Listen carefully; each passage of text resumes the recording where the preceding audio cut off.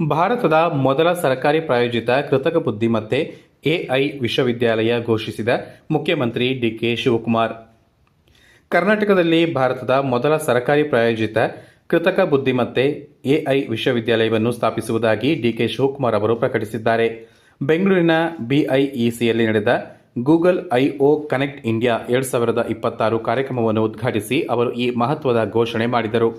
ಇದರೊಂದಿಗೆ ಸ್ಟಾರ್ಟ್ಅಪ್ಗಳು ಮತ್ತು ಉದ್ಯಮಗಳ ಸಂಶೋಧನೆ ಹಾಗೂ ಅಭಿವೃದ್ಧಿಗಾಗಿ ವಿಶೇಷ ಎಐ ಹಬ್ ಅನ್ನು ಇನ್ಕ್ಯುಬೇಷನ್ ಕೇಂದ್ರವಾಗಿ ಸ್ಥಾಪಿಸಲಾಗುವುದು ಎಂದು ಅವರು ತಿಳಿಸಿದರು.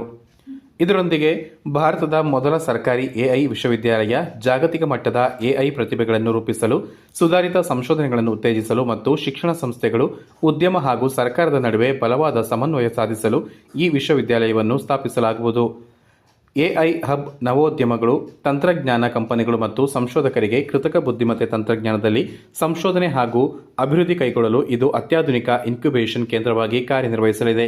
ಸರ್ಕಾರದ ದೂರದೃಷ್ಟಿ ಮತ್ತು ಎಐ ನೇಟಿವ್ ರಾಜ್ಯದ ಗುರಿ ತಂತ್ರಜ್ಞಾನವನ್ನು ಕೇವಲ ಘೋಷಣೆಯಾಗಿ ಉಳಿಸದೆ ಆಡಳಿತ ಮತ್ತು ಸಾರ್ವಜನಿಕ ಸೇವೆಗಳಲ್ಲಿ ಸಂಪೂರ್ಣವಾಗಿ ಅಳವಡಿಸಿಕೊಂಡು ಕರ್ನಾಟಕವನ್ನು ಎಐ ನೇಟಿವ್ ರಾಜ್ಯವನ್ನಾಗಿ ಮಾಡುವುದು ಸರ್ಕಾರದ ಪ್ರಮುಖ ಗುರಿಯಾಗಿದೆ.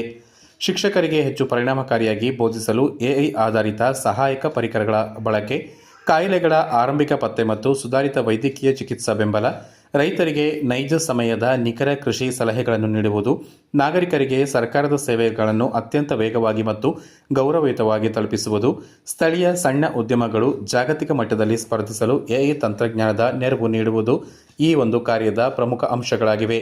ಕಳೆದ 2 ದಶಕಗಳಿಂದ ಬೆಂಗಳೂರಿನಲ್ಲಿ ಗೂಗಲ್ ಸಂಸ್ಥೆಯ ಕೊಡುಗೆಯನ್ನು ಶ್ಲಾಘಿಸಿದ ಡಿಕೆ ಶಿವಕುಮಾರ್ ಅವರು ಮುಖ್ಯವಾಗಿ 5 ಪ್ರಮುಖ ಕ್ಷೇತ್ರಗಳಲ್ಲಿ ಒಟ್ಟಾಗಿ ಕೆಲಸ ಮಾಡಲು ಗೂಗಲ್ ಸಂಸ್ಥೆಗೆ ಆಹ್ವಾನ ನೀಡಿದರು.